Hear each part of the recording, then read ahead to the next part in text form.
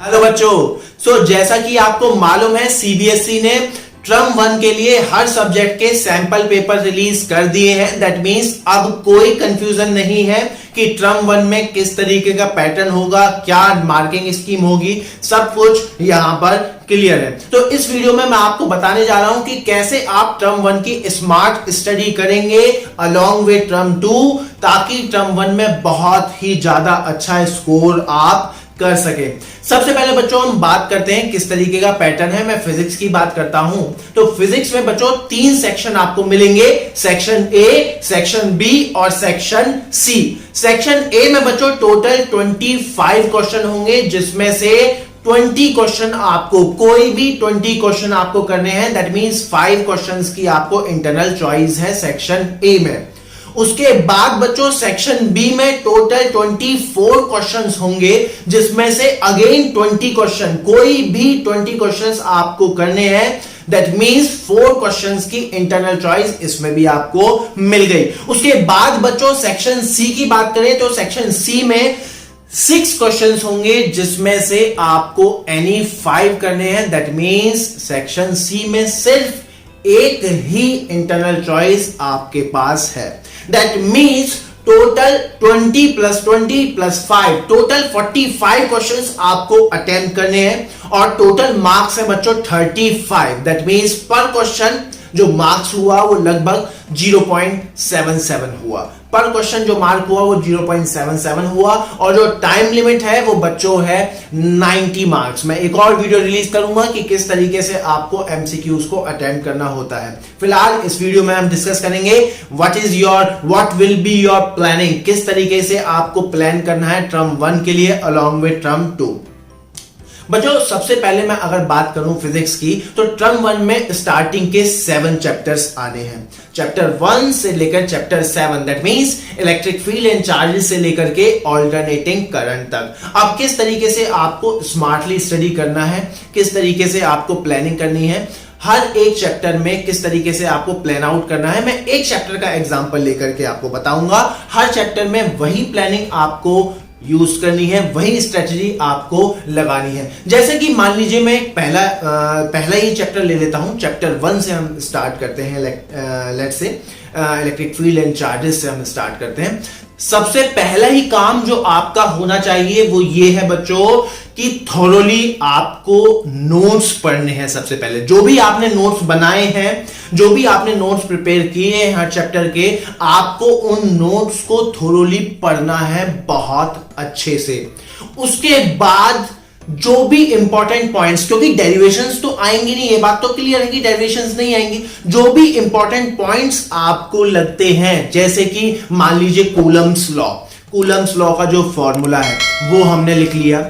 उसके बाद उससे रिलेटेड कुछ इंपॉर्टेंट पॉइंट्स हमने लिख लिए, कुछ वैल्यूज हैं जो कि पूछी जा सकती हैं वो हमने लिख ली।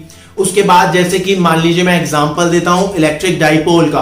इलेक्ट्रिक डाइपोल की वजह से अलग अलग पॉइंट्स पर इलेक्ट्रिक फील्ड के एक्सप्रेशंस वो हमने लिख लिए। मतलब ये जो छोटे छोटे से पॉइंट्स हैं, चाहे वो फॉर्मूला हो, चाहे वो कोई इंपॉर्टेंट पॉइंट हो, चाहे वो कंसेप्चुअल पॉइंट हो, चाहे वो कोई वैल्यू हो जो कि बोर्ड में एमसीक्यू की फॉर्म में पूछा जा सकता है, वो आपको लिख लेनी है। अब इसका फायदा क्या होगा बच्चों? इसका फायदा आपको मिलेगा एग्जाम से 1 वीक या फिर जो भी एग्जाम से पहले आपको छुट्टियां मिलती हैं उसमें इसका फायदा आपको मिलेगा। क्यों? क्योंकि यह बात क्लियर है कि कुछ डेरिवेशन वगैरह तो आनी नहीं है।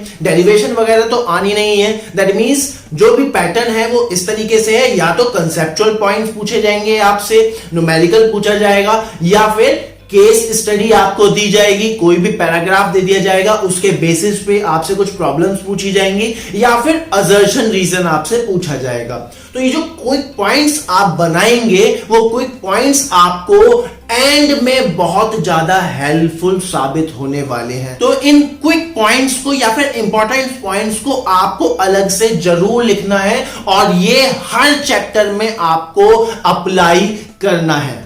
उसके बाद बच्चों कोई भी एक बुक, फॉर एग्जाम्पल मैं तो प्रेफर करूंगा एनसीईआरटी। एनसीईआरटी को आप उठाइए और उस चैप्टर को, जिस चैप्टर के आपने नोट्स पढ़ करके क्विक पॉइंट्स आपने मेंशन कर लिए हैं, उस चैप्टर को अगेन अब आप एनसीईआरटी से रीड करना स्टार्ट करें। और जब आप एनसीईआरटी से उसको रीड कर रहे होंगे, उस दौरान अगर कोई इंपॉर्टेंट पॉइंट आपको निकल के आता है तो उस इंपॉर्टेंट पॉइंट को अगेन आप वहां पर नोट डाउन कर लें। मैं ऐसा इसलिए कह रहा हूं बच्चों क्योंकि जो एग्जाम पैटर्न है वो प्योरली एमसीक्यू बेस्ड है। अब प्योरली एमसीक्यू बेस्ड है, या तो वहां पर न्यूमेरिकल होगा, या फिर असर्शन रीजन पूछे जाएंगे, या फिर केस स्टडी दी जाएगी, या फिर कोई कॉन्सेप्चुअल पॉइंट आपसे पूछा जाएगा। अब जो कंसेप्चुअल पॉइंट आपसे पूछा जाएगा उसमें बच्चों कुछ भी हो सकता है। उसमें इवन कोई डायमेंशंस निकालने को, इवन कोई वैल्यू भी आपसे पूछी जा सकती है, इवन कोई थ्योरेटिकल पॉइंट भी आपसे पूछा जा सकता है। और थ्योरेटिकल पॉइंट अगर आपने पढ़ा हुआ है, अगर आपको पता है, तभी आप कर पाओगे, अदरवाइज आप कर नहीं पाओगे। इसलिए चैप्टर को थोरोली रीड करना बच्चों बहुत ही ज्यादा जरूरी है। अब जैसे ही बच्चों आपने एक चैप्टर में इतना वर्कआउट कर लिया कि आपने नोट्स पढ़ लिए, उसके बाद आपने क्विक पॉइंट्स, इंपॉर्टेंट पॉइंट्स अलग से मेंशन कर लिए हैं उस चैप्टर के, एंड उसके बाद उस चैप्टर को किसी भी एक book, most preferred is NCERT, उससे आपने रीड कर लिया है। अब बात आती है बच्चों प्रैक्टिस की। प्रैक्टिस इज मोस्ट इंपॉर्टेंट बच्चों। तो आप मार्केट में बहुत सारी बुक्स अब अवेलेबल हैं, कोई भी एक बुक आप पकड़ सकते हैं, जैसे एनसीईआरटी एग्जाम्पलर, एमटीची की भी बुक आती है, अरिहंत की भी बुक आती है। कोई भी एक बुक आप पकड़ के उससे आप प्रैक्टिस जरूर करें। क्यों? क्योंकि जब आप प्रैक्टिस करेंगे तभी तो आप वहां पर उस चीज को अटेम्प्ट कर पाएंगे। क्योंकि महाभारत में मामा शकुनी का एक डायलॉग आपको जरूर याद होगा कि मेरे बच्चों, रणभूमि में युद्ध हो उससे पहले मनोभूमि में खेला जाता है। तो जो भी मैंने हर चैप्टर में स्ट्रेटजी आपको बताई है, हर चैप्टर के लिए जब आप इतना वर्कआउट कर लें, उसके बाद कोई भी एक बुक आप रेफर कर सकते हो और प्रैक्टिस कर सकते हो।